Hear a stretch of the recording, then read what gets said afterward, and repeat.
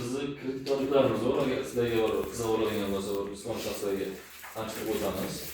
Moliya ommaviy kreditlarimiz bor. Ayollar 24%, erkaklar 25%. Kredit muddati 36 oyga, 6 oylik davrgacha naqd pul shaklida beramiz. Oldin agar har bir tadbirkor dasturi doirasida hokim yordamchi orqali pul olib turib yaxshi foydalangan mijozlarga beramiz. Yattita yuridik bo'ladigan bo'lsa ham o'zini hisob raqamiga tashlab beramiz. Misol uchun siz yattita yuridik bo'ladigan bo'lsangiz 50 million so'm hisob raqamiga tashlab beramiz. Pastdan ishonsangiz bo'ladi. Faqat kafillik asosida beramiz 50 million so'mgacha. Keyin yana 100 million so'mgacha moliya ko'mak 100 kreditimiz bor. Jismoniy shaxslarga 100 million so'mgacha, yuridik va yattitalarga 300 million so'mgacha garov asosida faqat plaskarga tushirib beramiz. Uni ham foiz 25%, muddati 36 oygacha, 6 oylik davrgacha. Mijoz xohishiga ko'ra. Garovga nima bo'lsa?